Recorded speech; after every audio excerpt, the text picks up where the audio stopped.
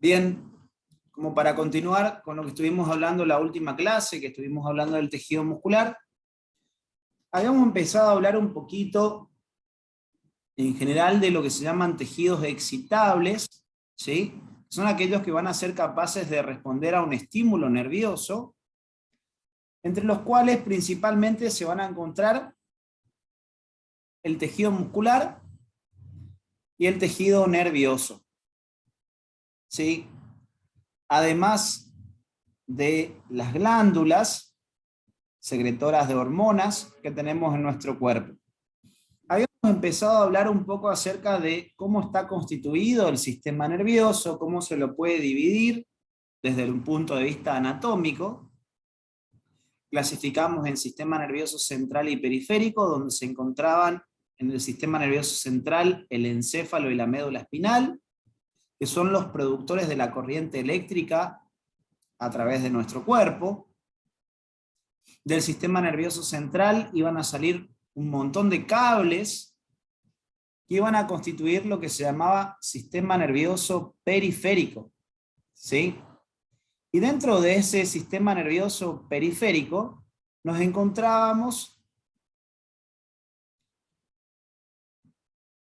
se llamaba también sistema nervioso de la vida de relación o de la vida animal, y se iban a encontrar dentro de este sistema nervioso periférico un montón de cables conductores de la corriente eléctrica que iban a ser lo que se llaman pares craneales y nervios raquídeos o espinales. Los pares craneales salían desde el encéfalo, mientras que de la médula espinal iban a salir los nervios raquídeos o espinales, ¿sí? Los pares craneales son un total de 12 pares, mientras que los nervios raquídeos o espinales eran un total de 31 pares, distribuidos en los distintos sectores de la columna vertebral. Nuestra columna va haciendo curvas, ¿sí? Y vamos a tener distintos sectores en la columna vertebral, como la región cervical, que es todo lo que abarca la zona del cuello, ¿sí? Recuerden que si hablamos de zona cervical, estamos hablando básicamente de la zona del cuello. Por debajo le sigue la región dorsal o torácica, que está relacionado con un espacio llamado tórax, ¿sí? Debajo la región lumbar, debajo la región sacra y la región coccigia. De cada uno de esos segmentos de la columna vertebral, desde la médula, iban a salir estos nervios raquídeos o espinales que se dividían de esta manera. 8 nervios en la región cervical, 2 en la región dorsal o torácica, 5 en la región lumbar, 5 en la región sacra, y el último par es el par de nervios coccigios, ¿sí? Les había comentado que, como dijimos, el sistema nervioso central es el productor de la corriente eléctrica que va a viajar a través de todo nuestro cuerpo gracias a estos nervios, que son los pares craneales y los nervios raquídeos o espinales, ¿sí? El sistema nervioso central es el productor de la corriente eléctrica, y los que transmiten esa corriente eléctrica a lo largo de todo nuestro cuerpo son los nervios del sistema nervioso periférico, ¿sí? Habíamos hablado también de que la parte visceral y glandular está controlada por lo que se conoce como sistema nervioso autónomo. ¿Por qué se le daba ese nombre a esa parte del sistema nervioso? ¿A qué se debía? Porque no lo podíamos controlar voluntariamente. ¿Sería? Exactamente, esto completamente autónomo, como su nombre lo dice, ¿sí? Y no lo íbamos a poder controlar a nuestra voluntad, sino que se iba a manejar de forma totalmente automática, ¿sí? Todo lo que tenga que ver con el control de las vísceras, o también llamados órganos de nuestro cuerpo, y la parte de las glándulas, se manejan de forma completamente autónoma. Por eso su inervación corresponde a lo que se llama inervación autónoma, ¿sí? O involuntaria, porque No depende de nuestra voluntad, sino que se maneja completamente solo. Habíamos dicho que en ese sistema nervioso autónomo teníamos una porción simpática y una porción parasimpática. Habíamos hablado también de la clasificación de nervios que tenemos en nuestro cuerpo de acuerdo al tipo de información que iban a trasladar, teniendo así nervios sensitivos, nervios sensoriales, nervios motores y nervios mixtos. ¿Qué caracterizaba a un nervio mixto?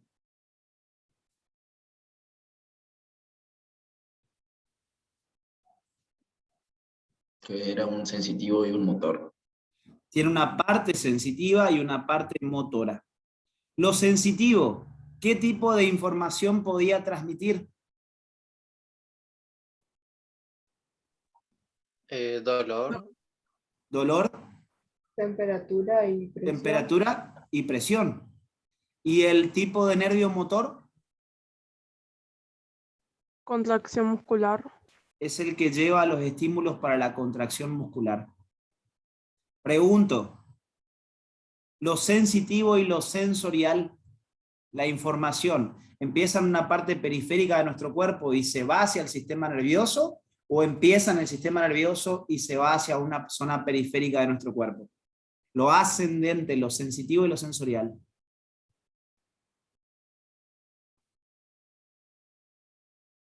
Comienza en el sistema nervioso y va para la otra.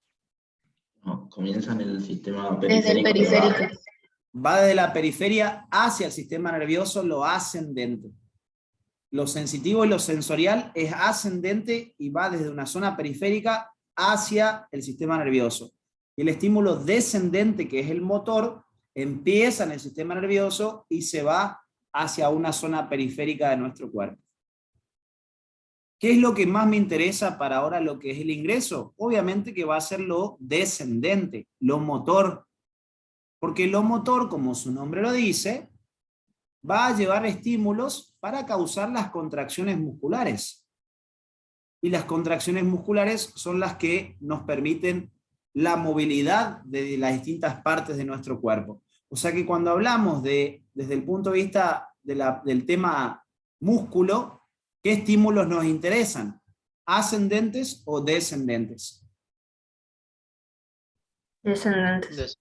Descendentes, perfecto.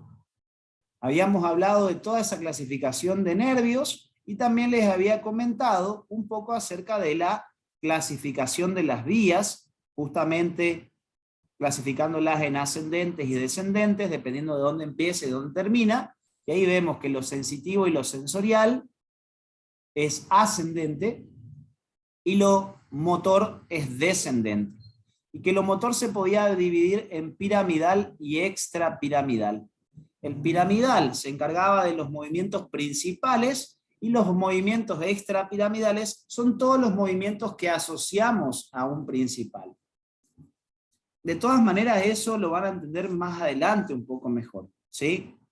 Les había comentado que las vías motoras tienen en su camino dos neuronas, la primera ubicada sobre el cerebro y la segunda sobre el asta anterior de la médula. Cuando una neurona se conecta con otra, establece lo que se llaman sinapsis. Pero esas sinapsis no solamente se iban a producir entre dos neuronas. No hay solamente sinapsis neurona-neurona. Hay otros tipos de sinapsis en los cuales va a conectarse una neurona con el tejido muscular, neurona-músculo, se llama esa sinapsis, y también existen sinapsis que conectan a una neurona con una glándula, ¿sí? Esos son los tres tipos de sinapsis que vamos a conocer: neurona-neurona, neurona-músculo y neurona-glándula, dependiendo de lo que queramos hacer. Si queremos hacer que una glándula libere algún tipo de secreción que produce, va a necesitarse una sinapsis neurona-glándula.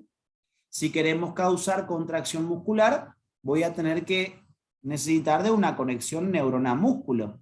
¿Cómo se llamaba a ese sitio de conexión entre la neurona y el tejido muscular?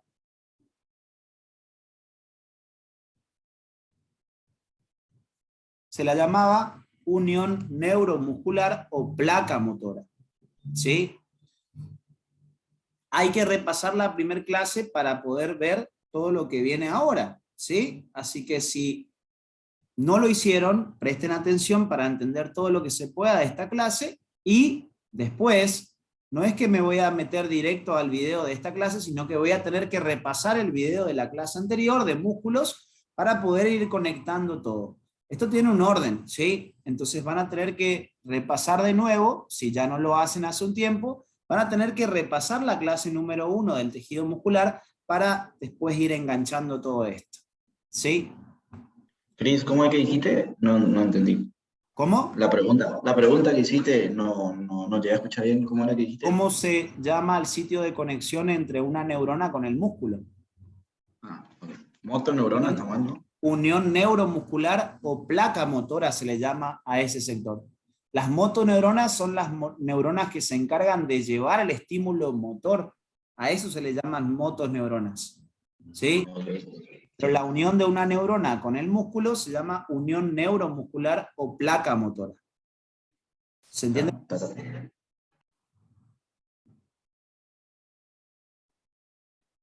¿Se entiende la diferencia? Sí, Cristian, se entiende. Bien. Entonces, hablamos de esta unión neuromuscular. Para poder producir la contracción muscular, la base del funcionamiento del músculo es la contracción justamente. ¿Cómo yo puedo saber que un músculo está trabajando? Voy a saber que un músculo está trabajando porque va a poder contraerse. Si un músculo no se puede contraer, me indica que hay alguna falla, ya sea a nivel del músculo o a nivel del nervio que tiene que traerle la corriente eléctrica para que se contraiga. ¿Sí? Obviamente que puede pasar también de que una persona tenga un dolor que le impida mover los músculos, como por ejemplo algún tipo de lesión sobre la parte ósea o sobre la parte articular. ¿Sí?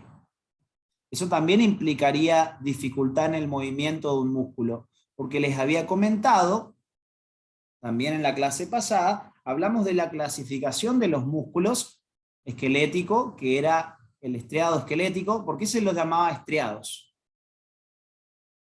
Porque presentaba estrías. Porque cuando se lo observa al microscopio presenta estrías, ¿sí?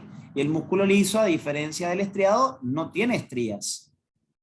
Las células que forman el músculo liso no tienen esas estrías. Primer diferencia entre un músculo estriado y liso. Los estriados se llaman estriados porque cuando se los observan presentan como líneas o estrías y el liso no las presenta. Pero los estriados se subdividían en dos tipos, esquelético y cardíaco. El esquelético, ¿por qué se lo llamaba de esa forma?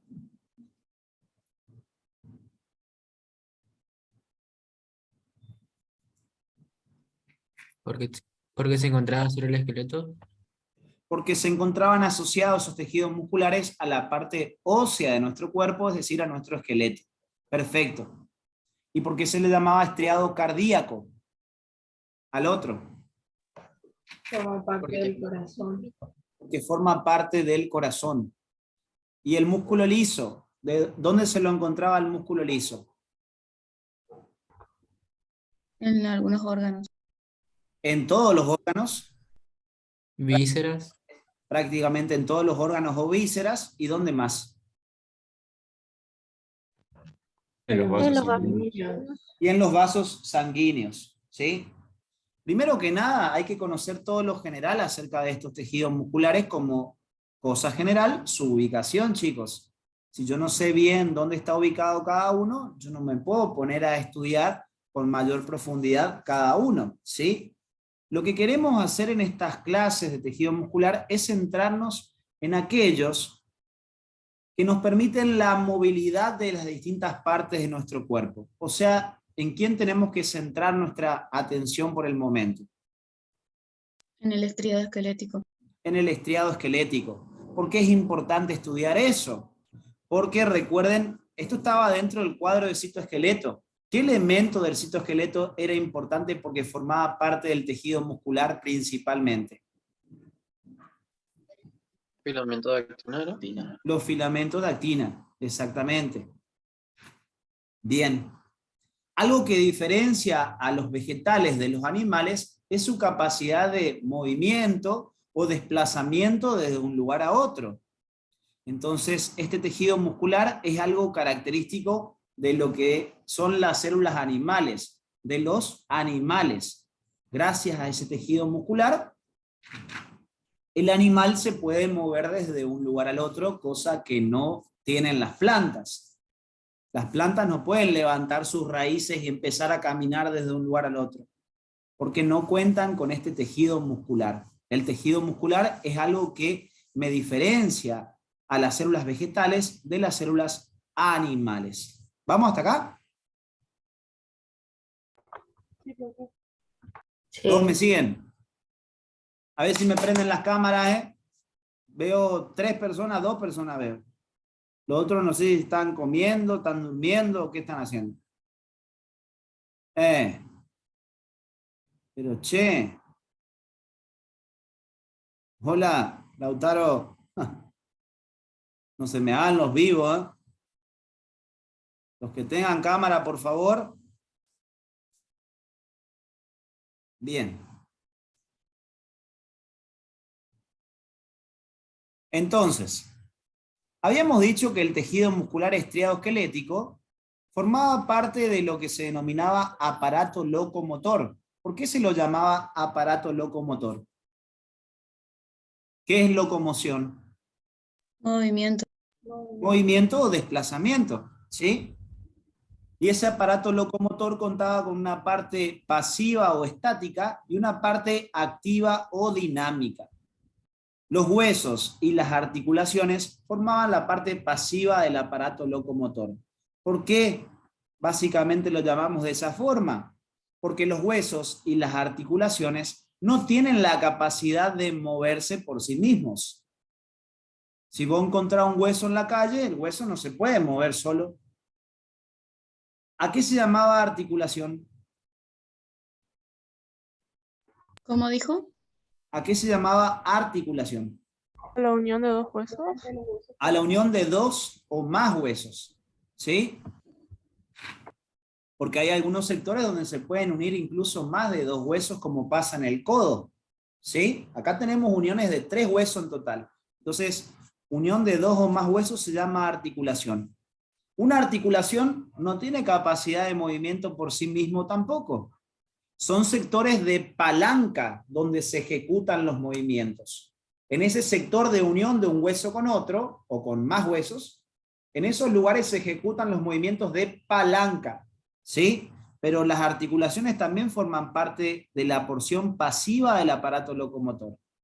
Los únicos elementos activos, porque son los que realmente van a causar los movimientos sobre nuestro cuerpo, ¿quiénes son? Los músculos. Los músculos. Por eso los músculos constituyen la parte activa o dinámica del aparato locomotor, ¿sí? Acá vemos la localización de cada uno, ¿sí? Y también estuvimos hablando, además de todo eso, también les comentaba la clase anterior un poco acerca del tejido muscular, empezando a hablar del tejido muscular estriado esquelético, que es el que más nos interesa conocer, ¿sí? Saber cómo estaba constituido. Desde el músculo entero hasta lo más chiquitito que es la sarcómera, ya lo vimos cómo se iba achicando en sus unidades cada vez más chicas la clase pasada. Habíamos dicho que el tejido, un músculo en particular, va a estar formado por un conjunto de subunidades más chicas llamadas haces o fascículos. Pero esos haces o fascículos, a su vez, estaban formados por unidades más chicas que se llamaban células o fibras musculares. O sea que si hablo de un músculo, puedo decir que es un conjunto de haces o fascículos. Si hablo de un fascículo, puedo decir que un fascículo muscular, ¿a qué se denomina fascículo muscular?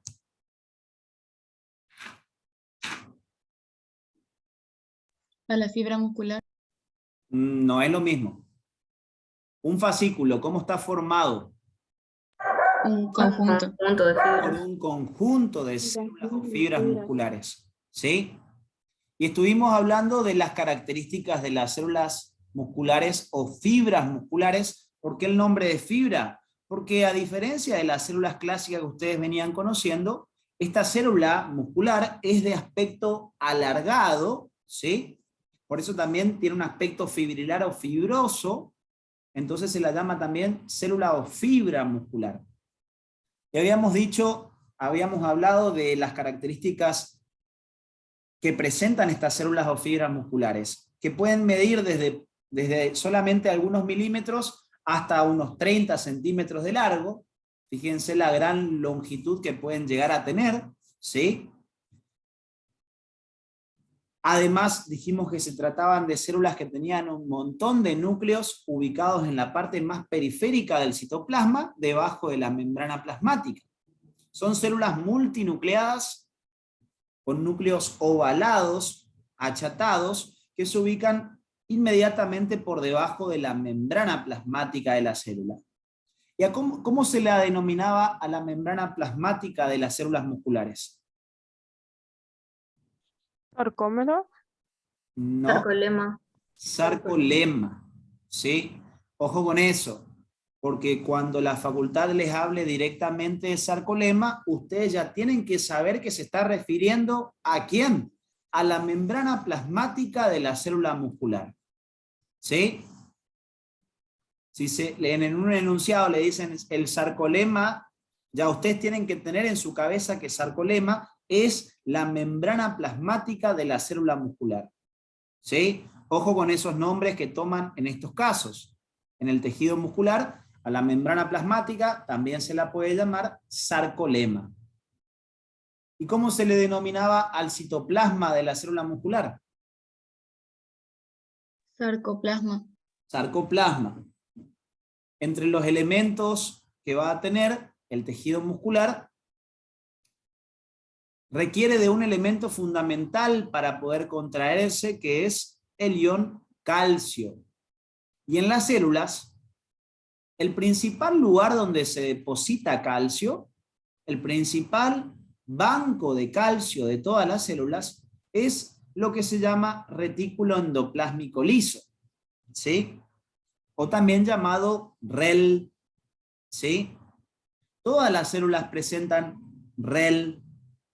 Entonces, cuando hablemos de REL, siempre recuerden que es el principal depósito de calcio de todas las células. ¿Y por qué toma especial importancia en el tejido muscular? Justamente porque sin el calcio no va a poder producirse, ¿qué cosa?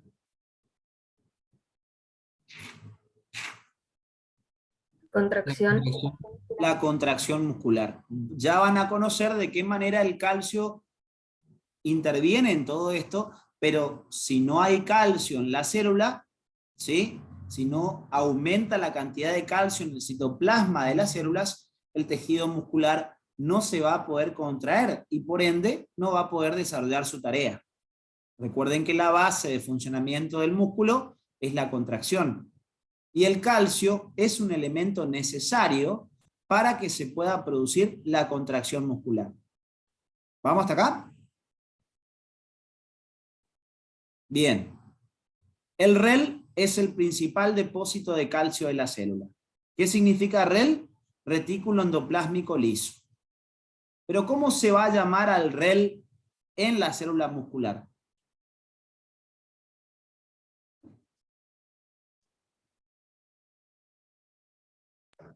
Retículo sarcoplásmico. Retículo sarcoplásmico, o también llamado retículo sarcoplasmático. ¿Sí?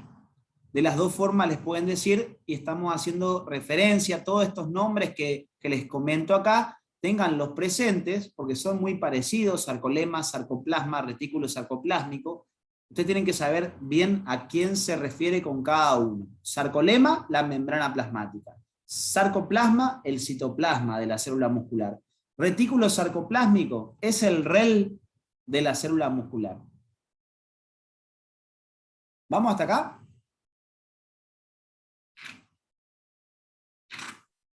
¿Cómo dijo que se podía llamar también? Retículo sarcoplásmico o retículo sarcoplasmático. ¿Alguna otra pregunta hasta acá? ¿Me van siguiendo?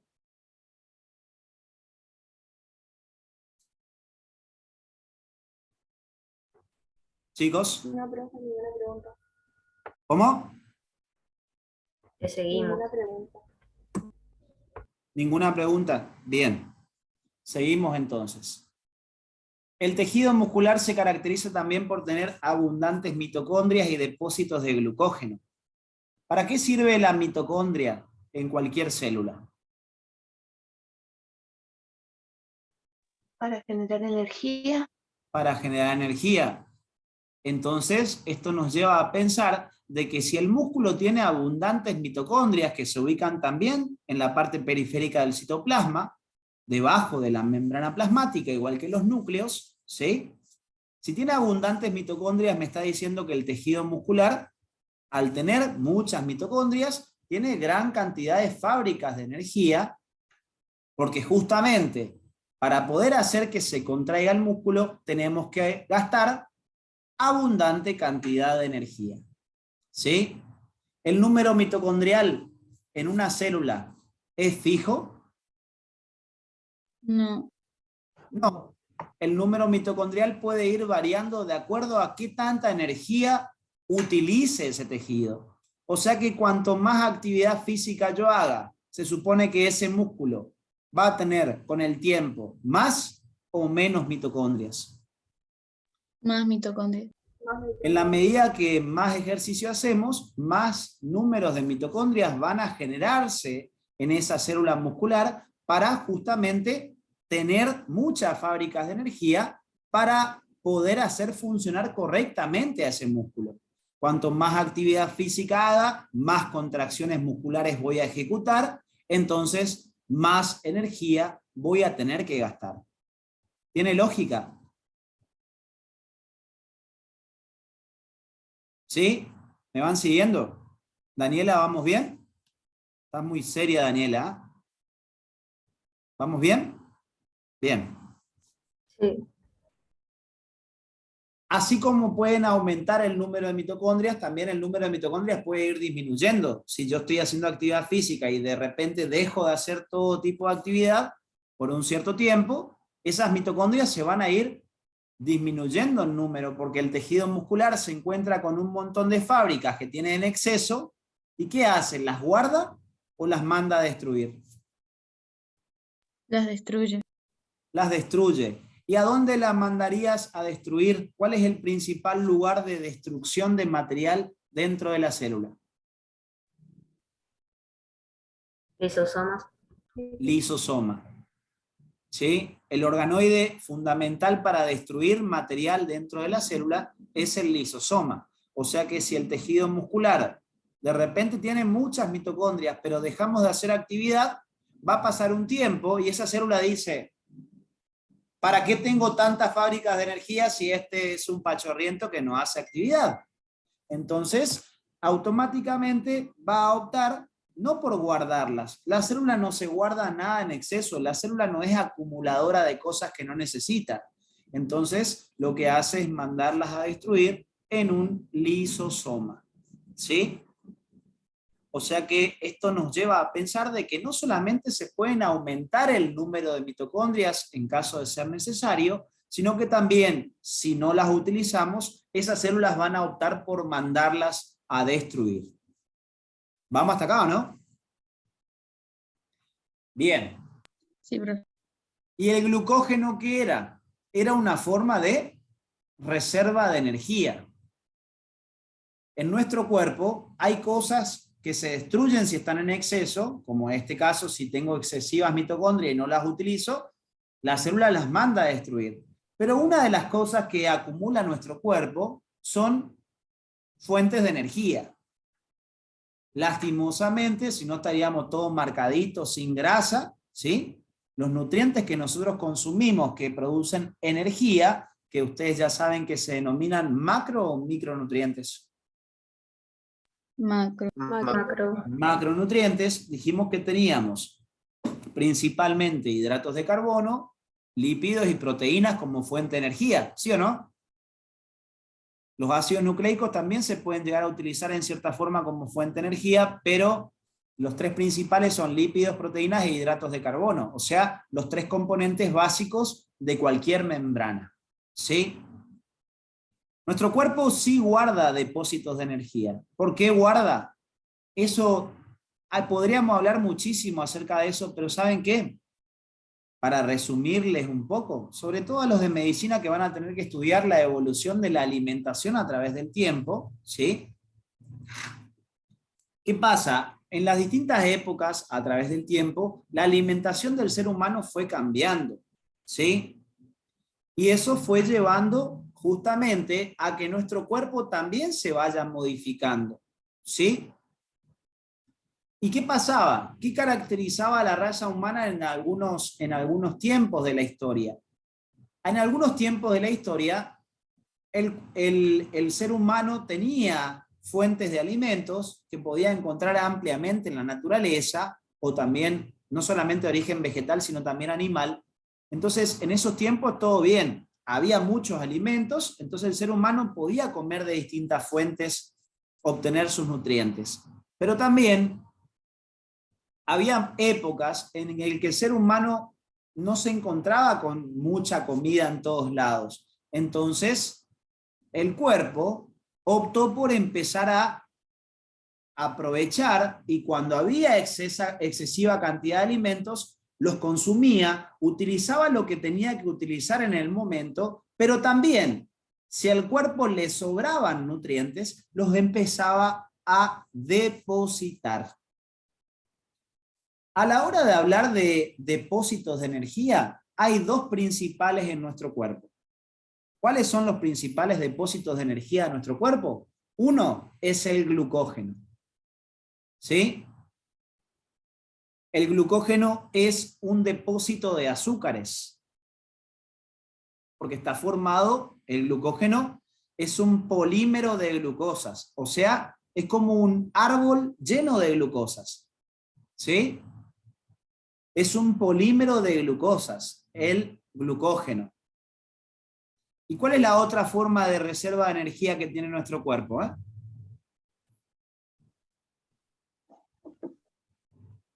Las grasas. Las grasas, las malditas grasas, Abril. Las malditas grasas que no nos permiten estar todos lindos, marcaditos. ¿Veo, no? El cuerpo tenía que defenderse ante una posible situación en la que, si el ser humano no consumía nada por un cierto tiempo, el cuerpo empezó a tratar de garantizar tener energía hasta cuando no había suficiente cantidad de alimentos. Entonces, el cuerpo empezó a depositar estas fuentes de energía, que son dos, el glucógeno y el tejido graso. ¿Sí? Entonces, ese glucógeno es el que se va a encontrar en el tejido muscular. Una de las reservas de energía de nuestro cuerpo es el glucógeno, que se almacena principalmente en dos lugares el glucógeno. ¿Sí? Se almacena principalmente en dos lugares el glucógeno. ¿Alguien sabe dónde se deposita el glucógeno? En el músculo y en el hígado. En el músculo y en el hígado. Perfecto ese dato, ¿eh? Perfecto ese dato. En el músculo y en el hígado van a ser los dos lugares donde se va a depositar, ¿sí? Ese glucógeno. ¿Sí? Vamos a ver si encontramos por acá. Déjenme que busque algo como para comentarles un poquitito más acerca de los nutrientes. Déjenme que busco, tiene que estar por acá nomás.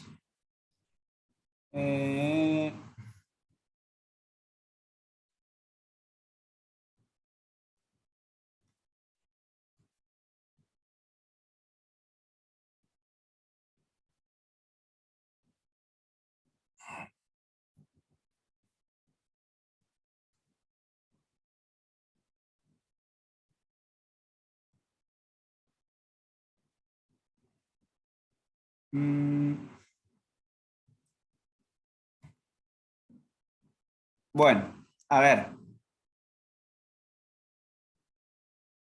No aparece el maldito esquema, pero ya irán conociendo, sobre todo los de medicina, los distintos tipos de de procesos que se pueden experimentar en nuestro cuerpo en cuanto a lo que sean los macronutrientes, ¿sí?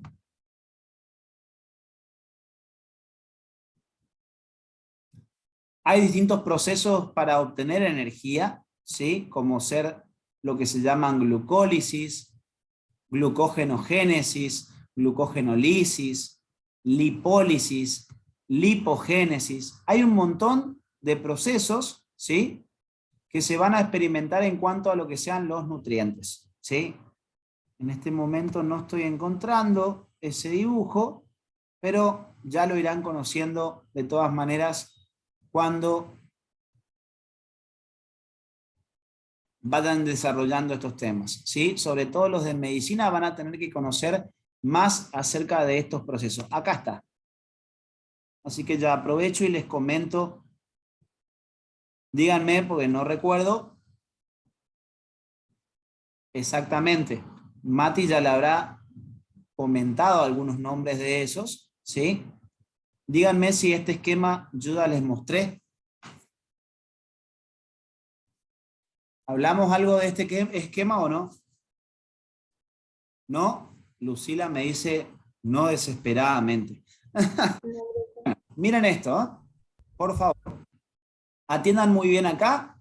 Sobre todo los de kinesio conozcan un poquito lo básico, pero los de medicina van a aprovechar más esto porque van a tener que estudiar acerca de los distintos metabolismos que tiene nuestro cuerpo, ¿sí?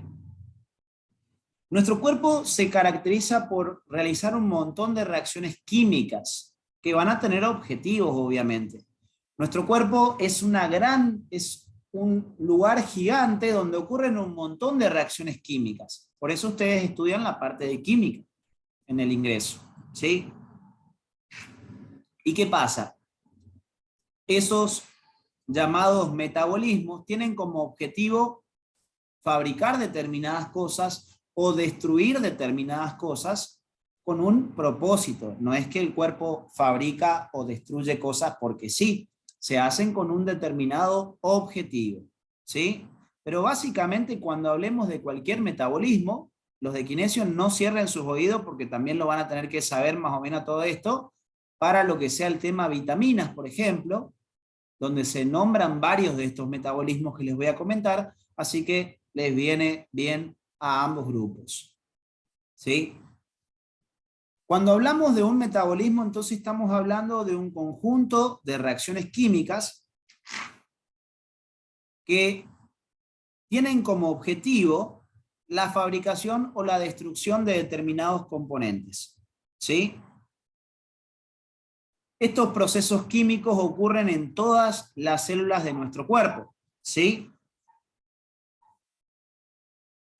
Algunos metabolismos tendrán como objetivo producir energía. Otros metabolismos se van a utilizar para poder cumplir con otras tareas importantes aparte de la fábrica de energía, como por ejemplo la función de crecimiento de un tejido, ¿sí?, la reproducción de un tejido y también el mismo mantenimiento de un tejido, mantener sano un tejido. O sea que estos procesos metabólicos tienen numerosas tareas, como por ejemplo crecimiento, desarrollo, reproducción, mantención de un tejido y producción de energía. ¿Vamos hasta acá? Sí. Algunos procesos se caracterizan por destruir materiales para generar otros. Cuando un metabolismo implica destrucción de algo para transformarlo en otra cosa, a esos procesos se los llaman procesos catabólicos. ¿Sí? O sea que cada vez que hablamos de un catabolismo o proceso catabólico, me está hablando de que algo se destruye para generar algún otro componente. ¿Sí? Cuando destruimos hidratos de carbono, lípidos o proteínas para fabricar energía, por ejemplo, son procesos catabólicos. ¿Se ubican? Pero también, así como existen procesos catabólicos con objetivo de destrucción de un material para fabricar otro, en este caso, destrucción de hidratos de carbono, lípidos o proteínas para fabricar energía, ¿sí? Hay otros procesos metabólicos que implican fabricar componentes para la célula, ¿sí? Y a esos procesos se los llaman procesos anabólicos o anabolismo. Procesos anabólicos o anabolismo. ¿Todos siguiéndome hasta acá? Acá les voy a comentar acerca de algunos procesos metabólicos que ocurren en nuestro cuerpo. ¿Cuál es la principal fuente de energía de nuestro cuerpo?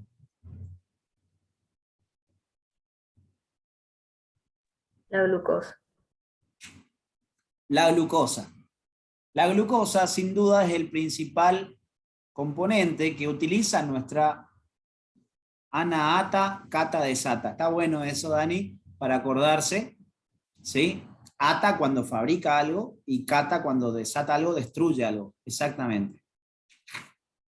El principal combustible de nuestro cuerpo es la glucosa. ¿Y la glucosa qué es?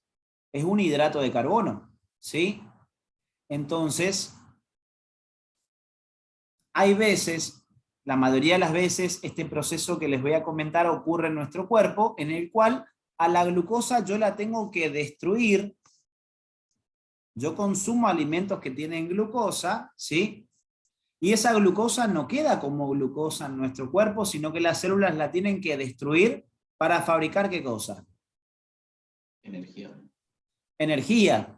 Entonces, si estoy destruyendo glucosa, ¿es un proceso catabólico o anabólico? Catabólico.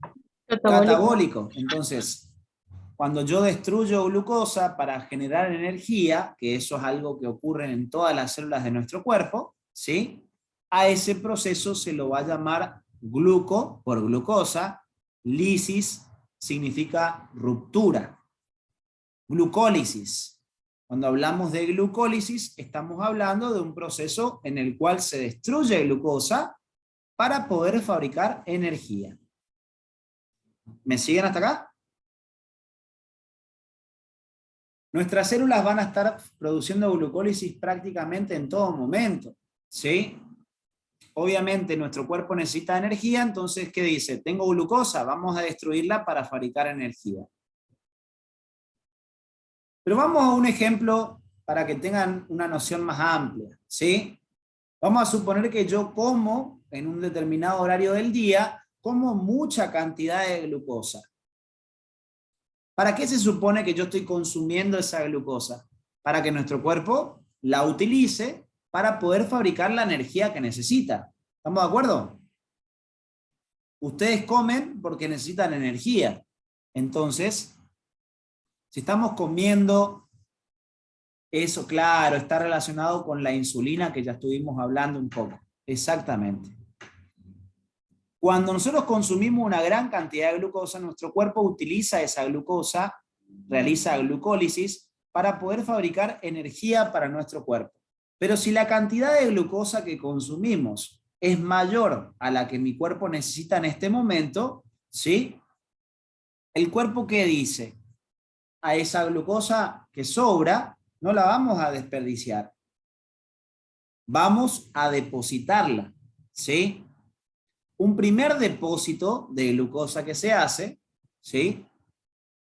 Imagínense que la glucosa fuera como plata, ustedes utilizan la plata que necesitan en este momento, si les sobra plata, vamos a depositarla, vamos a hacer como un ahorro de esa plata, ¿sí? Entonces, ¿cuáles son las dos formas de ahorro que tiene el cuerpo? Una de las opciones va a ser transformar el exceso de glucosa que me haya quedado en glucógeno. ¿Qué es el glucógeno? Imagínense, ¿vieron el paquete de azúcar? Cada granito de azúcar, imagínense que fuera una glucosa. Y el paquete entero sería el glucógeno. O sea que el glucógeno, ¿qué es? Es un polímero de glucosas. ¿Se ubican? Es un polímero de glucosa. Entonces, cuando al cuerpo le sobra glucosa porque consumí glucosa en exceso, dice, vamos a armar paquetes de azúcares. ¿Qué hace? Los empaqueta y los deposita. ¿Qué hacen ustedes cuando preparan una comida y comen lo que tienen que comer y les sobra en la olla? ¿Qué hacen con esa olla con el restante de comida?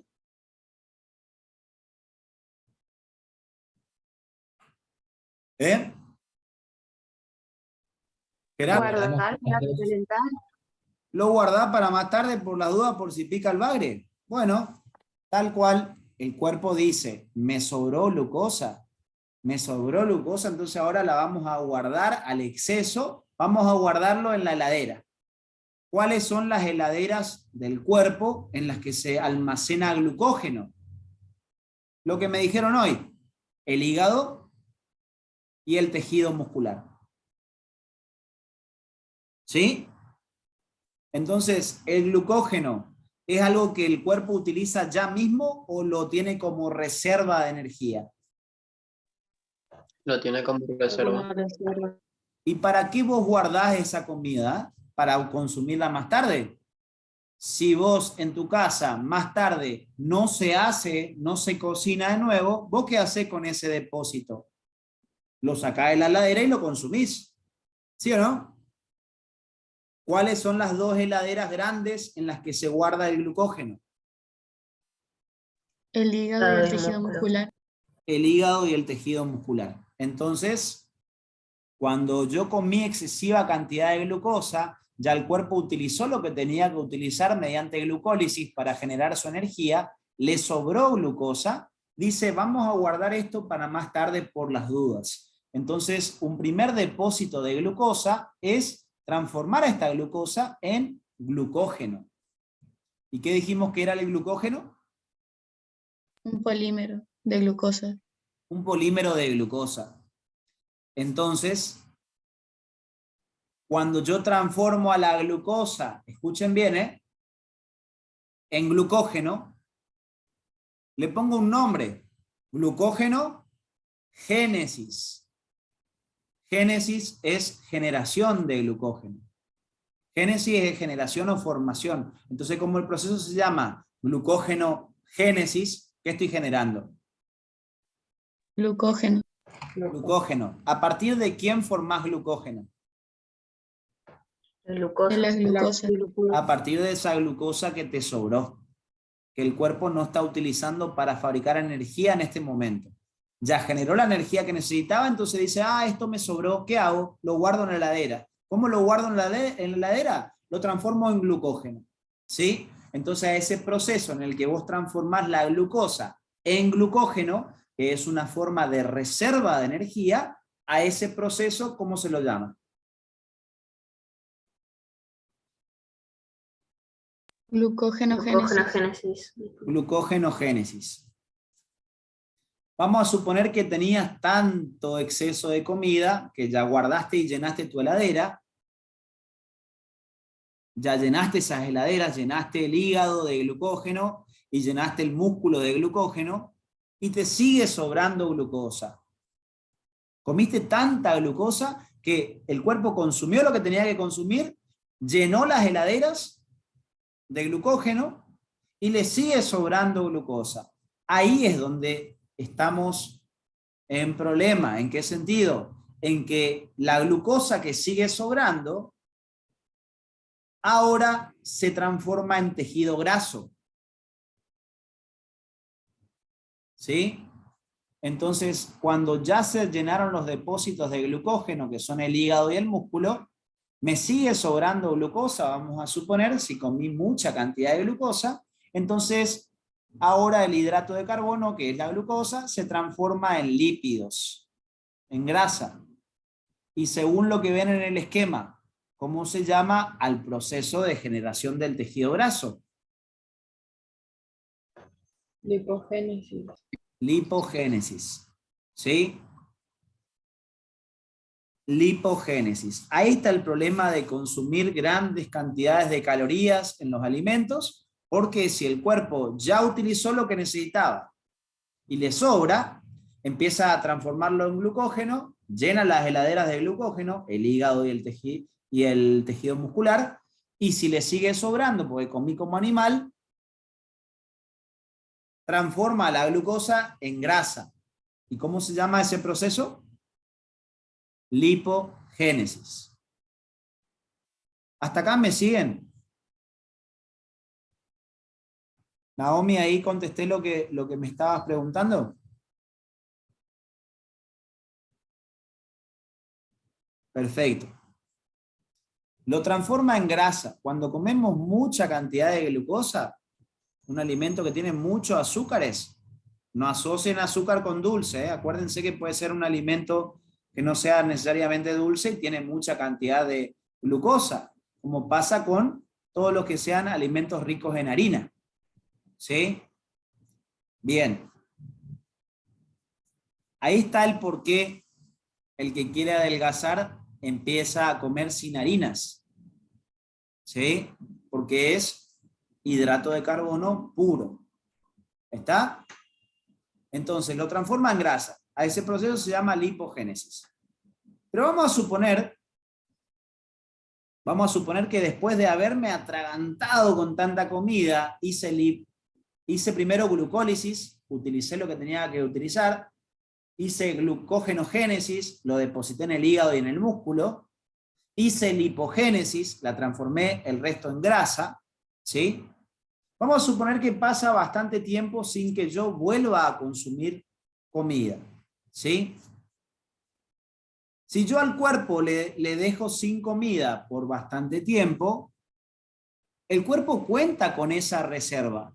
Para eso generó esa reserva, para poder utilizarla si después pasa un determinado tiempo en que yo no consuma ningún tipo de otro alimento. Entonces, ¿cuál fue la heladera que primero se llenó? El hígado. El hígado y el músculo, ¿sí? ¿Qué se depositó en ellos dos? Los glucógenos.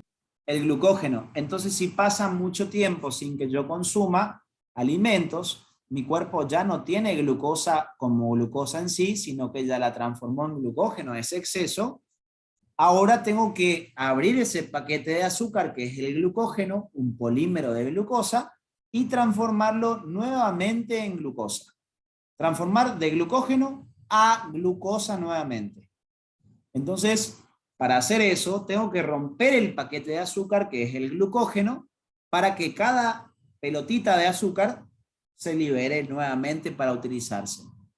Entonces, cuando destruimos glucógeno, generando nuevamente glucosa, ¿cómo se llama ese proceso? Glucogenólisis.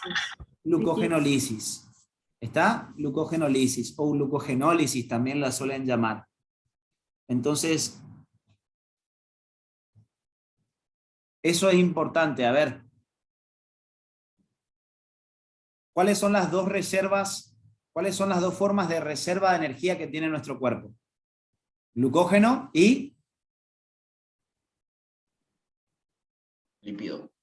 y lípidos o grasas. ¿Cuál les parece que utiliza primero? Glucosa. Glucógeno. Utiliza el glucógeno. Utiliza el glucógeno, el primer depósito de energía. O sea que si yo empiezo una actividad y no comí nada antes, ¿qué se utiliza primero? ¿Los lípidos o el glucógeno? El glucógeno. Primero gasto el glucógeno. ¿Sí? O sea que apenas empiezo a realizar una actividad física, de los depósitos, el primero que se va a empezar a, como decimos, quemar o gastar, va a ser el glucógeno. Si yo hago 15 minutos de actividad física, vamos a suponer, es muy poco probable que empiece a gastar grasa. Voy a empezar a gastar primero el glucógeno. ¿Se entiende lo que quiero decir? Bien. Se utiliza el glucógeno, pero atentos acá. El cuerpo se encontró con que no teníamos energía porque no estamos comiendo nada. Entonces, ¿qué hace el cuerpo?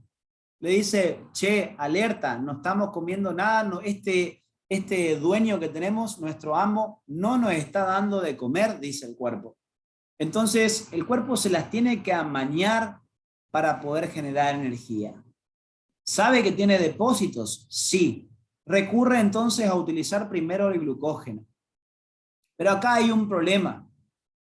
Si le tenemos que pedir glucógeno, ¿a quién le tendríamos que pedir? Al hígado y los músculos. Al hígado y los músculos. Pero ¿cuál es el problema que hay acá, Nayara? El gran problema que hay acá es que entre el hígado y el músculo hay uno que es bueno para compartir y hay otro que no comparte ni miércoles su glucógeno. Esta heladera, que es el hígado, es una heladera que está abierta al público. O sea, si nuestro cuerpo necesita utilizar glucógeno, el hígado dice, sí, llévate todo el glucógeno que yo tengo. O sea que el hígado comparte su glucógeno con el resto del cuerpo. Pero si el cuerpo va y le pide glucógeno al músculo, ¿qué le dice el músculo con esa cara que tiene ahí? ¿Qué le dice Lucila? Le comparten. Le vas a reír nomás el músculo. No, se le ríe nomás y no le comparte nada. Le dice, necesito glucógeno, le dice el cuerpo al músculo. ¿Y qué le dice el cuerpo? ¿Qué le dice el músculo? Ni mierda no te doy. ¿Estamos ahí, no? O sea que Pedirle al hígado que él es generoso. el hígado, anda a pedirle al hígado que él te va a compartir un poquito de azúcar. Yo no te voy a dar nada, ¿sí? Entonces, ojo con eso. Ojo con eso. ¿Dónde se gasta el glucógeno en el caso de que nuestro cuerpo lo necesite? Se gasta el glucógeno para todo nuestro cuerpo. ¿Quién le brinda ese glucógeno que tiene guardado? El hígado. El músculo no comparte su glucógeno. El músculo dice, no, esta reserva de energía es para mí y nadie más que yo. No comparto con nadie lo que está en mi heladera. Esto no es porque el músculo sea malo y el hígado el bueno en realidad. Eso de las caritas que están puestas ahí solamente es como para indicar quién es el que comparte su glucógeno con el resto del cuerpo y quién no lo hace. Pero ¿saben por qué ocurre eso? Eso tiene que ver con algo que es un poco más amplio de esto tan simple que les estoy comentando. ¿Por qué hace eso el tejido muscular? Acá les voy a comentar. El tejido muscular está en todo nuestro cuerpo, pero en la zona donde más se encuentra nuestro tejido muscular tiene que ver con la parte de los miembros. Miembro superior y miembro inferior, lo que nosotros le llamamos brazos y piernas, que está mal dicho, porque este pedazo nomás es brazo, y este pedazo de acá abajo de la rodilla se llama pierna, pero le solemos decir brazo a todo esto y pierna a todo esto, está mal dicho, ¿sí? ¿Qué pasa acá? ¿Por qué el músculo tiene el papel de malo de la película en teoría? No es que en realidad el músculo sea malo. El músculo tiene que guardar reservas de energía, ¿saben por qué? ¿Quién es el que se encarga de distribuir la energía por todo nuestro cuerpo? Y el oxígeno. ¿Quiénes son?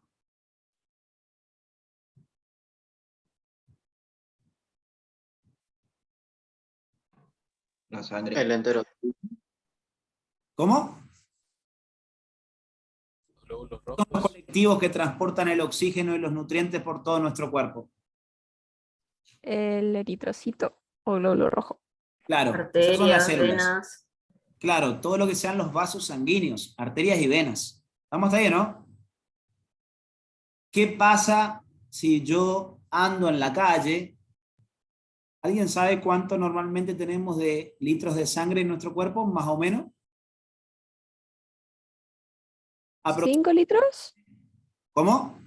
5 litros creo que eran. 5 litros aproximadamente, ¿sí?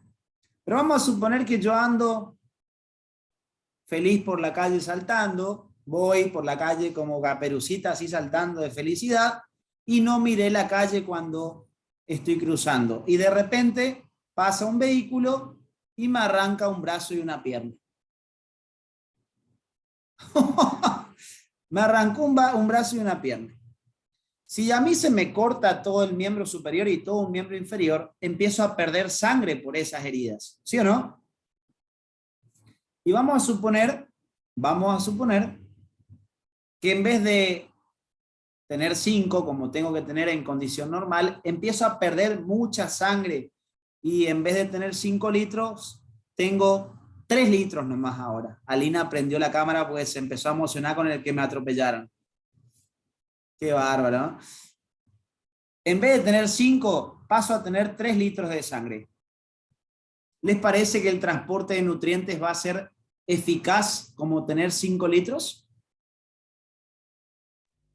No, obviamente que no. Entonces, ¿qué hace el cuerpo cuando tiene menos cantidad de sangre? Atentos acá, porque esto es un chisme para ustedes, para que ustedes entiendan un poquito más. Los vasos sanguíneos que están distribuidos por todo mi cuerpo, ¿qué tipo de músculo tienen los vasos sanguíneos? Liso. Lisos. Entonces, cuando el cuerpo se encuentra con menor cantidad de la que necesita para abastecer a todo mi cuerpo, ¿sí? ¿Qué empieza a hacer? Empieza como cuando cerramos las canillas, la sangre empieza a ir hacia zonas del cuerpo que necesitan sí o sí de sangre, hacia los órganos, y los órganos están en la cabeza, en el cuello, y en la parte del tronco, que es la parte central. Entonces, las canillas, los vasos sanguíneos que van a los miembros, se empiezan a colapsar. Al colapsarse, la sangre no puede pasar. ¿Por qué hace eso nuestro cuerpo? Porque dice, estás perdiendo sangre, ¿no? Estás perdiendo un montón de sangre a través de esa herida que me atropellaron en la calle. Se pierde gran volumen en cuestión de segundos. Entonces, como primer cosa que tendríamos que tratar de hacer, obviamente, es evitar que esa persona se desangre en la calle. Porque si se desangra, no va a haber nadie que transporte los nutrientes hacia todos los tejidos. ¿Se ubican en lo que quiero decir? Entonces, lo primero que tengo que tratar de hacer, por eso cuando hay una persona que está sangrando mucho en la calle, le atan algo en la zona donde se ve que está el sangrado, le hacen lo que se llama un torniquete para evitar que siga perdiendo sangre. ¿Por qué hago eso? Al evitar que pierda sangre, lo que estoy tratando de hacer es mantener la sangre todo lo que se pueda en el cuerpo de esa persona. Porque esa sangre que queda se tiene que encargar de distribuir los nutrientes por los órganos principales de nuestro cuerpo.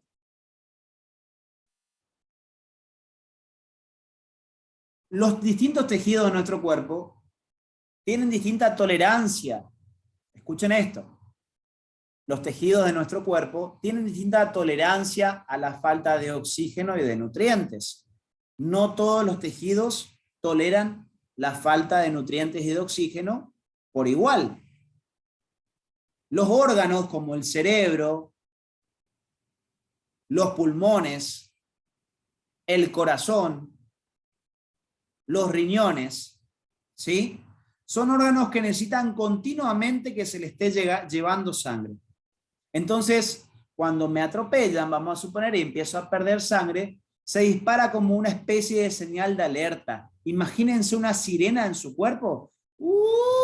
Empieza una sirena ahí en su cuerpo, diciendo, che, estamos perdiendo sangre en gran cantidad. Y el cuerpo es inteligente. Dice, ¿qué hacemos con la sangre que tengo? ¿Se los doy a todos los músculos, a todos los tejidos por igual? ¿O reservo esa sangre para que sí o sí vaya a los órganos que necesitan ya mismo de energía? El cuerpo dice, prioricemos a aquellos órganos que necesitan sí o sí que le estés pasando sangre y oxígeno. Oxígeno y nutrientes en todo momento. Entonces, ¿qué hace? Automáticamente, chicos, lo primero que se va a hacer es colapsar los vasos sanguíneos que van hacia los miembros. tanto a los miembros superiores como a los miembros inferiores. Se cierran esas cañerías que transportan la sangre. ¿Para qué? Para que la sangre que me queda en mi cuerpo quede circulando por la zona donde se encuentran los órganos o vísceras. ¿Se entiende? ¿Y por qué el cuerpo hace eso? Ustedes dirán, pero ¿y qué hago? ¿Nutro toda esta parte y los brazos y las piernas que se me pudran? No. ¿Saben por qué? Porque en los miembros, los tejidos que están en los miembros toleran más tiempo a la falta de oxígeno y a la falta de nutrientes. ¿Sí? ¿Cuál es el principal tejido que tenemos en los miembros? Músculos. Entonces, si yo les cierro los vasos sanguíneos que van a nutrir a los músculos, el músculo dice, ni me importa. ¿Por qué? Porque el músculo, por ejemplo, puede llegar a tolerar hasta cerca de 6 a 8 horas sin que le llegue sangre y sin que le llegue oxígeno. ¿Y por qué pasa esto? Porque el músculo fue egoísta y dijo, me guardo el glucógeno para mí mismo. ¿Por qué lo hace y por qué actúa de esa forma, entre comillas, egoísta? Porque el músculo sabe que al primero que le van a dejar sin sangre, si llega a ser necesario, es a él. Entonces, él se guarda todo su glucógeno para utilizarlo en casos de emergencia. ¿Se entiende lo que quiero decir? El músculo no se te va a morir porque no tenga sangre. Otros tejidos sí. Al corazón le dejas unos pequeños segundos sin sangre y te da un infarto. Al cerebro le dejas nada, sin sangre, poquito, nada, ni segundos, y sin oxígeno. Y también se produce un infarto cerebral. Enseguida se te empiezan a morir las células del cerebro, del sistema nervioso o del corazón, si vos le dejás sin sangre. De hecho, cuando le da un infarto a una persona en el corazón, es porque los vasos sanguíneos generalmente se taparon, y al taparse no le permitió pasar sangre para nutrir al corazón, y el corazón es poco resistente a la falta de oxígeno y nutrientes. Entonces, enseguida se resiente y te da esa puntada en el pecho que te está indicando de que algo está mal y que tiene que ver con que le está faltando llegar oxígeno y nutrientes. Y ahí es que se producen, por ejemplo, los infartos en el corazón. ¿Vamos hasta acá? ¿Sí? ¿No? ¿Tal vez? Sí, profe. Bien. Sí. Sí, profe. Entonces, ¿todos los tejidos tienen la misma tolerancia a la falta de nutrientes y oxígeno? No. Hay algunos que son más resistentes que otros, como el músculo, que reserva ese glucógeno para casos de emergencia, ya que la sangre no me va a traer oxígeno y nutrientes, quién sabe por cuánto tiempo, ¿sí? El glucógeno dice, ni me calienta, yo tengo mi heladera llena de energía para poder seguir funcionando sin necesidad de la sangre. ¿Se entiende lo que quiero decir? Bien. Entonces, esa es la explicación desde el punto de vista práctico de por qué el músculo es malo en compartir su glucógeno. Porque él sabe que él tiene que guardar ese glucógeno para situaciones de emergencia. Y solamente, ¿quién va a utilizar ese glucógeno? Solamente él y nadie más que él. Después verán más adelante que esto tiene que ver con una enzima que sí está presente en el hígado, pero que no está presente en el músculo. Entonces, como no está presente esa enzima en el músculo, no te permite transformar el glucógeno en glucosa para que se escape. Entonces el glucógeno solamente puede utilizar ese depósito él mismo. ¿Sí? Por ahora no los voy a complicar con eso, pero es para que entiendan por qué, entre comillas, el hígado es el buenito y el músculo es el malo a la hora de compartir su glucógeno. ¿Vamos hasta acá? Si yo utilizo todo el glucógeno que ya tengo almacenado en el hígado, en el hígado fundamentalmente, porque el hígado es el que comparte, nuestro cuerpo empieza a quemar ¿qué cosa? Grasas. Grasa. Y cuando yo destruyo la grasa para transformarla nuevamente en hidratos de carbono, estoy rompiendo lípidos. Entonces a ese proceso se le llama lipólisis. Lipólisis. Lipo, grasa, lisis, ruptura. Rompo la grasa para volverla a transformarla en glucosa, en hidrato de carbono. ¿Todos siguiéndome hasta acá? ¿Ustedes creen que porque salen a caminar 10 minutos en la bici ya empiezan a hacer lipólisis? No. Se considera que tienen que pasar aproximadamente entre 25 y 30 minutos de actividad, obviamente que depende de la intensidad de esa actividad física, para que uno empiece a gastar la grasa que tiene depositada en su cuerpo. ¿Sí? ¿Y cuál es la última fuente de energía si ya no queda otra opción? ¿Cuál es la última fuente de energía que va a utilizar el cuerpo para generar energía? Romper las proteínas. Eso, chicos, ya es un proceso metabólico que ya es extremo, ¿sí? De hecho, el proceso en el cual se destruye una proteína para transformarla en hidrato de carbono, a partir de esa destrucción proteica, generar hidratos de carbono para fuente de energía, ¿sí? Ese proceso ya es un proceso anormal, tóxico para su cuerpo, tóxico como él y ella, ¿sí? Ya es tóxico, se producen un montón de sustancias tóxicas cuando se destruyen las proteínas para fabricar energía, ¿sí? Ya es la última señal, ya me está mostrando un gran alerta que mi cuerpo empieza a utilizar proteínas para poder generar energía. ¿Qué me implica esto? Cuando una persona realiza proteólisis, cuando el consumo de alimentos es bastante extendido. Cuando una persona pasa más de un día o 2 días aproximadamente, ya empieza a utilizar las proteínas para generar energía. Y ahí se me va achicando obviamente el tejido muscular. ¿Sí?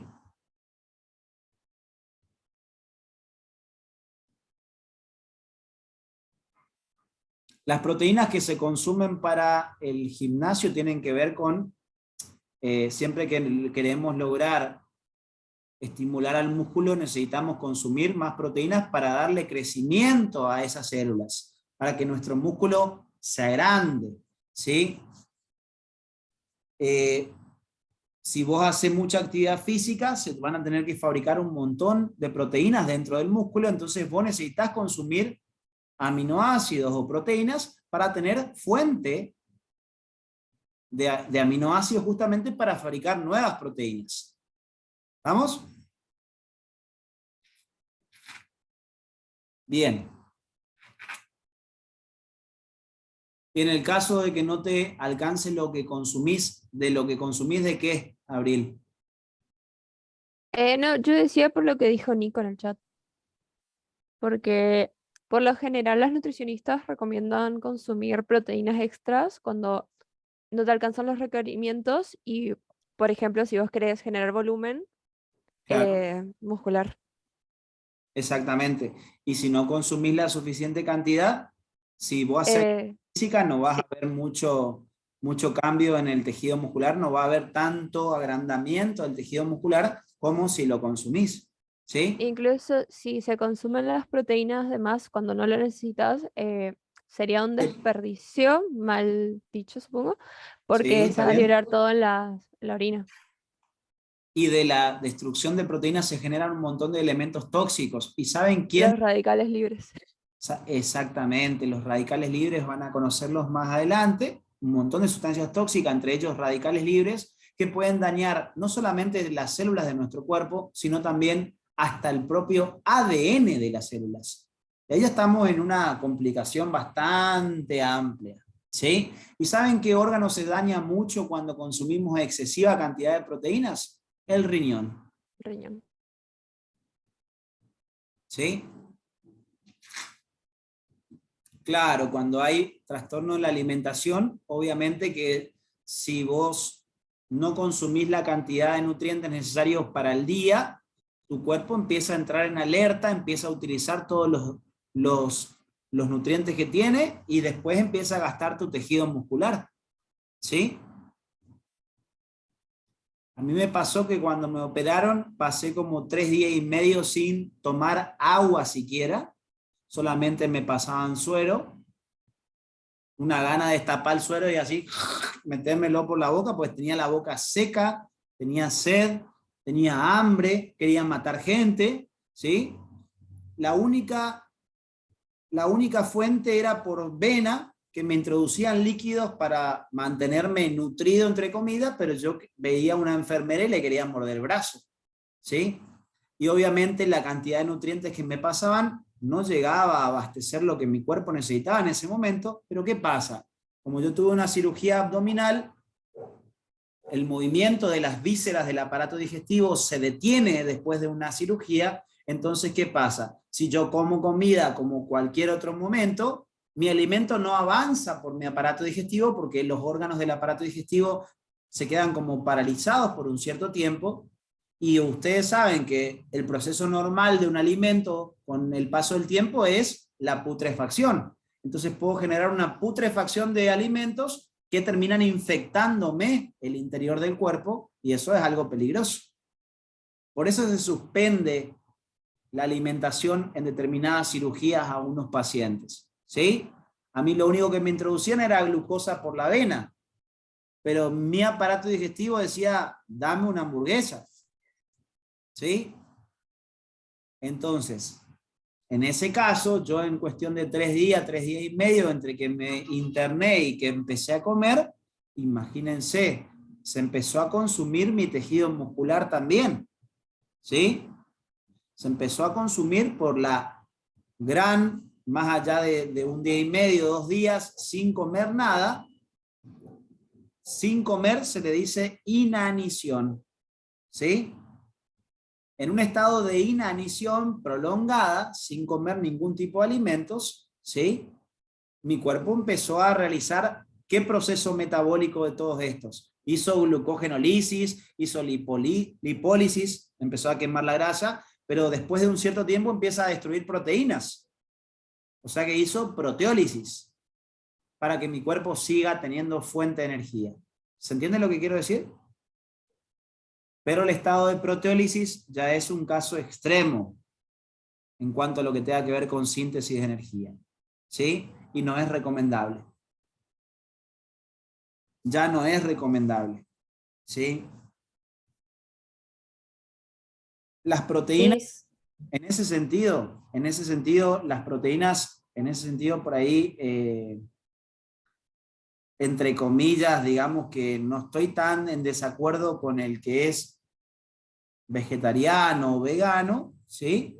Porque las proteínas en cuanto a la alimentación son las que más daño nos causan, ¿sí?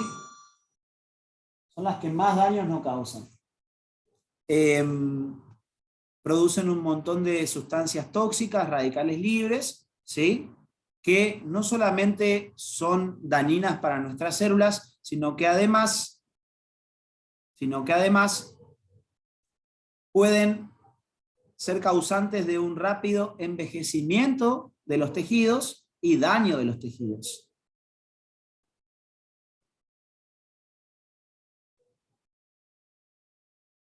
¿Vamos hasta acá? ¿Y no puede haber alguna enfermedad genética o algo así que vaya a las proteínas directamente? Sí. ¿O es demasiado dañino? Hay enfermedades genéticas que los de medicina van a estudiar más que nada en el ingreso, van a hacer alteraciones genéticas, obviamente en los genes propios del ADN de determinadas células, en los cuales al haber un daño de determinados genes, ¿sí? Eso causa que algunas proteínas no se fabriquen o no se fabrican de manera correcta. Entonces, al generarse proteínas que no funcionan correctamente, eso va deteriorando al músculo, evitando que se pueda contraer, y en la persona aparece lo que se conoce como una distrofia muscular, que va causando que el tejido muscular básicamente pierda su función y se vaya reemplazando por tejido graso. ¿Sí? Igual, eso ya es más desde el punto de vista patológico, ¿sí? Bien. ¿Hasta acá me siguen con esto? Sí, profe. Sí. Bien, estos son los procesos metabólicos básicos que ustedes les quería comentar un poquitito. Atención acá, hay dos procesos en los cuales, atiendan bien y ustedes me van a contestar cuáles son, de todos estos procesos que yo les comenté, ya para que ustedes analicen si es lisis, es ruptura, y si es génesis, es generación. ¿Sí? ¿En cuál de todos estos procesos yo transformo un elemento, escuchen bien, que no es hidrato de carbono en hidrato de carbono?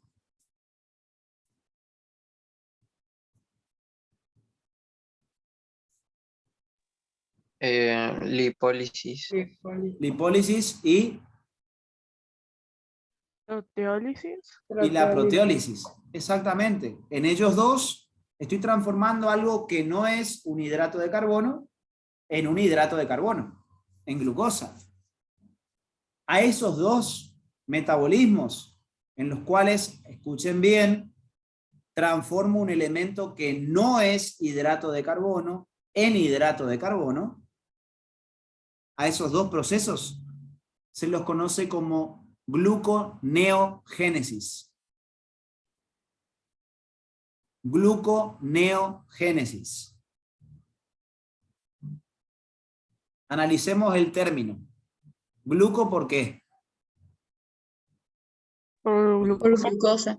Por glucosa. Neo, ¿alguien sabe qué significa?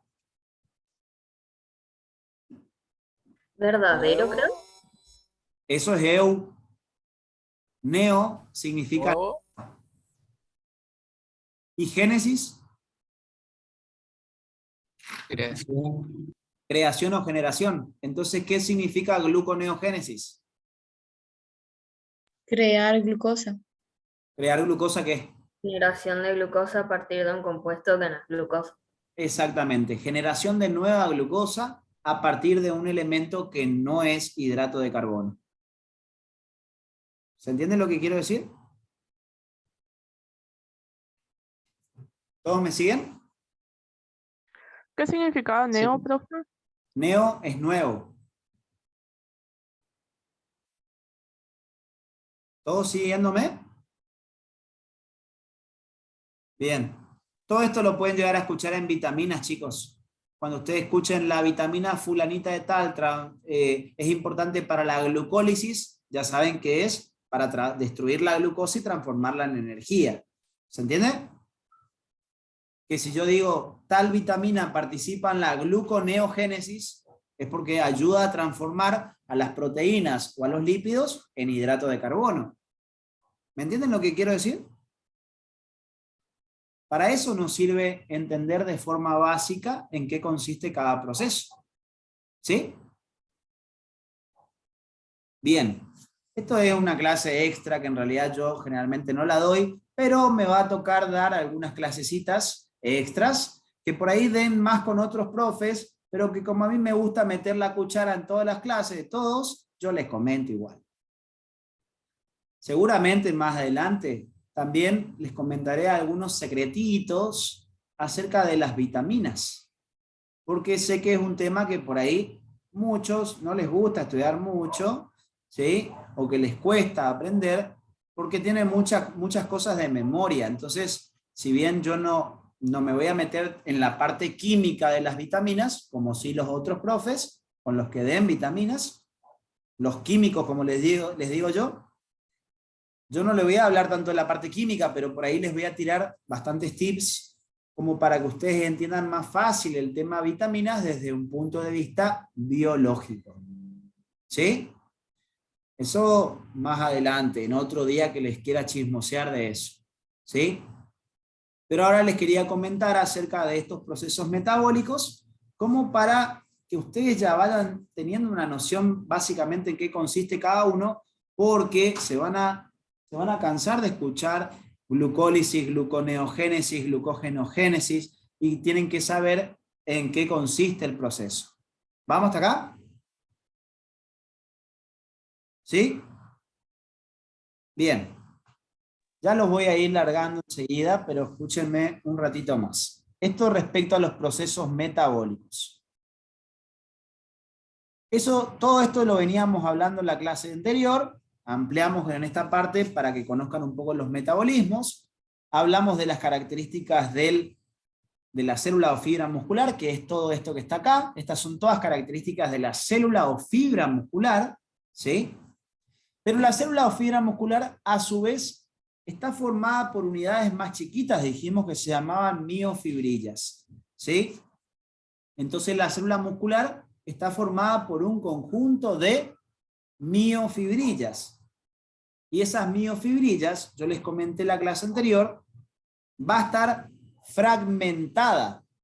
Las miofibrillas acá vemos una célula o fibra muscular y vemos que en su interior hay un montón de miofibrillas, y esas miofibrillas, si sacamos una de ellas, ahí en ese dibujo lo que hacemos es ver una miofibrilla que estamos sacando del interior de una célula muscular.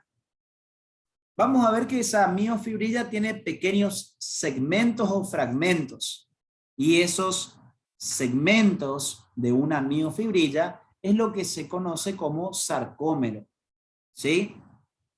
Que es la unidad mínima de contracción muscular. ¿Vamos hasta acá?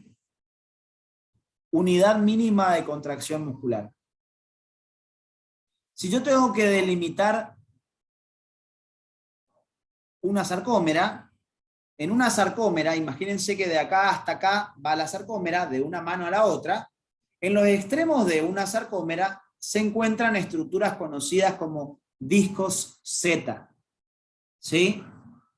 Entonces, el espacio que hay entre un disco Z y otro disco Z vecino, a ese espacio que queda entre dos discos Z es lo que se conoce como sarcómera. ¿Sí? Unidad mínima de contracción muscular del músculo estriado, sarcómera. ¿Sí? Y espacialmente, ¿a qué se llama sarcómera?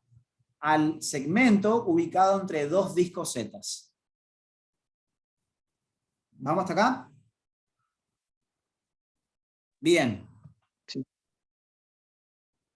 Y en estas sarcómeras, dijimos que habían dos componentes fundamentales, dos tipos de filamentos proteicos, formando la estructura principal de esa sarcómera. Acá están los discos Z.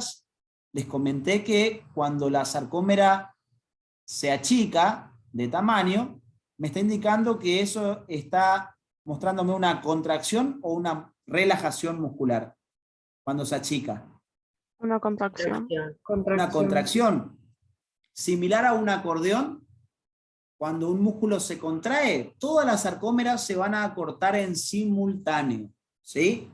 Todas las sarcómeras se van a acortar en simultáneo cuando hay una contracción muscular. ¿Sí? Va a haber un acortamiento de las sarcómeras en simultáneo durante la contracción muscular. Entonces, chicos, si yo veo que la sarcómera se acorta, ¿no? Si yo veo que la sarcómera se acorta, atentos. Durante la contracción, ¿el músculo se va a cortar?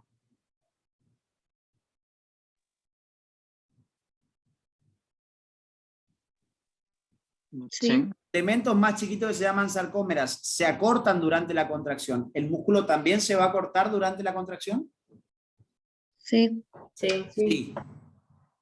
El acortamiento de un músculo cuando hacemos la contracción, ¿sí? El acortamiento de un músculo cuando hacemos la contracción tiene que ver con ese acortamiento en simultáneo que sufren todas las sarcómeras. No es que una sola sarcómera se achica, sino que como un acordeón, todas se van a acortar al mismo momento. ¿Vamos hasta acá? O sea que una contracción muscular implica un acortamiento en simultáneo de todas las sarcómeras. ¿Me siguen? Bien. Y les comentaba, esto es un disco Z, este es otro disco Z. Acá me dijeron que la sarcómera está contraída, ¿sí? Se puede ver que si esto es relajación y esto es contracción, ¿se puede ver que la sarcómera se acortó? ¿Se puede ver que la sarcómera se achica cuando el músculo está contraído? Sí. Bien. Entonces yo pregunto, en la contracción, ¿los discos Z se aproximan o se alejan? Se aproxima. Se aproximan. Y cuando el músculo se vuelva a relajar, los discos Z se van a Alejar. alejar entre sí. Es completamente como un acordeón. Cuando vos cerrás el acordeón, los extremos de esos pliegues que se ven en el acordeón, los extremos se van acercando entre sí. Los discos Z se van a aproximar cuando la sarcómera esté en contracción. Y los discos Z se van a volver a alejar cuando el músculo se relaje. ¿Todos siguiéndome? Y Sí, atentos, profe. atentos con esto. ¿Cuáles eran los dos tipos principales de elementos que íbamos a tener de estructura en una sarcómera? Dos tipos de filamentos, que ya les había comentado en la clase pasada también, que se llaman filamentos gruesos o filamentos de Miosina. miosina 2. Esa es una proteína motora, ¿sí? La miosina 2. De hecho, el otro día les comenté un poco cuando hablamos de citoesqueleto, de la clasificación de proteínas, les comenté de las proteínas motoras. Las proteínas motoras de los microtúbulos se llamaban quinesina y dineína. Y la proteína motora de la actina, ¿cómo se llamaban? Miosinas. ¿Sí? Miosinas. Y hay distintos tipos de familias de miosinas. La que forma parte principalmente del músculo, ¿quién es? Miosina 2. Miosina 2. ¿Dónde más vieron a la miosina 2 como un elemento importante? En la separación celular. En la separación del citoplasma de las células en la división celular. Lo que se llama... Eso, forma parte del anillo contráctil. Eso, Nayara, muy bien. Forma parte del anillo contráctil encargado de la citocinesis. ¿Se acuerdan? Justamente esta misma asociación, actina y miosina 2, eran importantes para estrangular a la célula y partirla en dos al final de la división celular. ¿Se acuerdan? Bien. Dos tipos de filamentos que son la principal estructura de la sarcómera. Filamentos gruesos o de miosina 2 y filamentos finos, también llamados filamentos delgados, filamentos de actina, también son llamados, ¿sí? Y hay otro nombre más que no sé si les comenté anteriormente, pero que hay que saber. Microfilamentos. Hablar de filamentos gruesos y filamentos de miosina 2 es lo mismo. Hablar de filamentos finos, filamentos delgados, filamentos de actina o microfilamentos es todo sinónimo. ¿Me siguen hasta acá? Sí, profe. Yo voy a preguntarles algo. Con esto voy a ir cerrando la clase y desde acá vamos a enganchar la siguiente. Escuchen bien, ¿eh? Cuando hablamos de la unidad mínima de contracción, ¿de quién estamos hablando? Sarcómera. De la sarcómera. Espacialmente estaba ubicado entre dos ¿qué? Disco Z. Discos zetas. En contracción y en relajación, ¿la longitud de la sarcómera varía? Sí. Sí. Sí. En contracción, ¿se acorta o se alarga la sarcómera? Se acorta. Se corta. Se acortan. ¿Y en relajación? Se alarga. Se alargan. ¿Sí? ¿Hasta ahí vamos? Entonces, si uno piensa y dice, en la contracción la sarcómera se acorta y en la relajación se alarga. Uno piensa y dice, ¿qué pasará con los elementos? ¿Qué pasará con los filamentos gruesos y los filamentos finos que tienen adentro? Uno piensa a Langaú con lógica que si la sarcómera se acorta, uno pensaría que los filamentos que lo forman adentro, que son los filamentos gruesos y los finos, uno pensaría que también se van a acortar. ¿Sí o no? Uno pensaría eso, pero paso a chismosearle que está mal ese pensamiento. La sarcómera en contracción se acorta, perfecto. La sarcómera en relajación se alarga. ¿Hasta ahí vamos?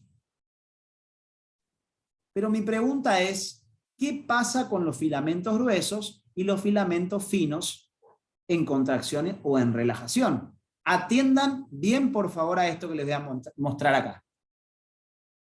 Con esto voy a ir cerrando, pero préstenme mucha atención a esto, por favor, porque es fundamental. Acá vemos una sarcómera relajada o contraída. Relajada. Relajada, ¿sí? ¿Estos son los filamentos finos o los gruesos? Finos. Finos. ¿Y estos son los filamentos? Gruesos. Gruesos. ¿Quiénes forman los filamentos gruesos? Filamentos miosina 2. Son un montón de miosinas 2. Exactamente. Los filamentos gruesos están formados por un conjunto de proteínas miosina 2. ¿Y los filamentos finos quiénes son? Filamentos de actina. Los filamentos de actina. Miren lo que voy a hacer, ¿eh? Atiendan bien a lo que voy a hacer.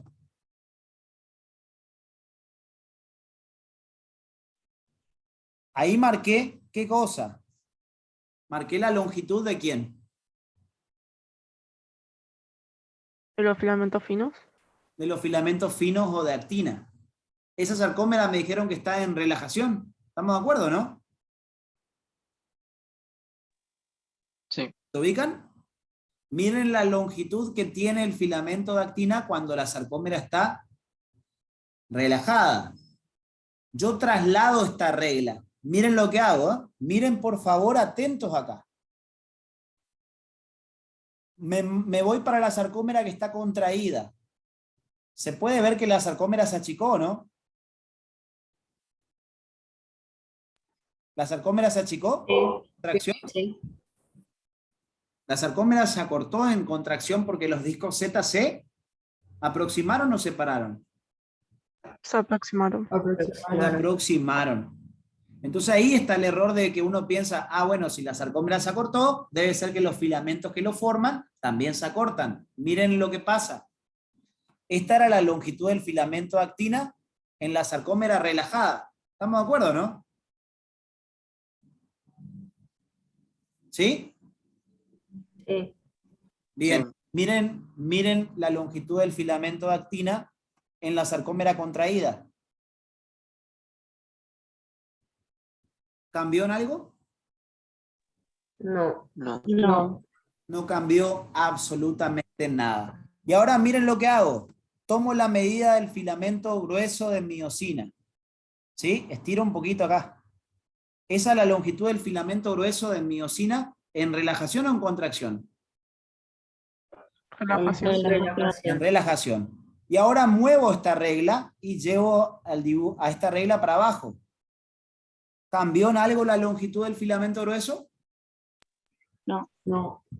Entonces, atentos con lo que estoy por decir. ¿Es cierto que la sarcómera cambia su longitud de acuerdo a si el músculo está contraído o relajado? Sí. Sí. Pero, la longitud de los filamentos gruesos y finos, ¿varía en contracción y relajación? No. O sea que ojo con eso. En la contracción y en la relajación, la sarcómera se modifica de longitud. pero los filamentos finos y gruesos que lo forman no varían en longitud, estemos en contracción o en relajación. Lo único que sufren es una reacomodación en el espacio, pero las longitudes de los filamentos finos y gruesos no varían. ¿Lo anotaron bien por ahí? Lucila se caga de risa, dice, mira este payaso cómo explica. No, perdón, profe, es que su voz Nah. sonó como de los señores que piden partes de electrodomésticos. Ah, la miércoles. No, en realidad esa propaganda te la mandé yo para que vea mientras... Porque yo vendo electrodomésticos. Hacía publicidad mientras que daba clase. Bueno, a ver. ¿Cuál es la conclusión final de esta clase entonces? A ver, Valentina.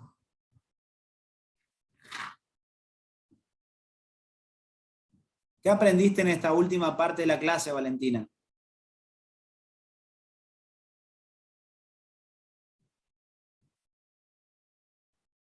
Ya ni me quiere hablar, hace la muda. Ah, no, bueno, te dejo hoy por hoy. A ver, Alina. Alina tiene un hambre, me va a contestar rápido para irse a comer. Ya no tiene glucógeno, no tiene tejido graso, ya nada, entonces quiere estar muerta de hambre. A ver, Alina. Que la longitud de los filamentos no se modifica. O sea, no se La acorta. longitud de los filamentos, por más que esté la sarcómera más corta, la longitud de los filamentos finos y gruesos no varía. ¿Estamos hasta ahí, no?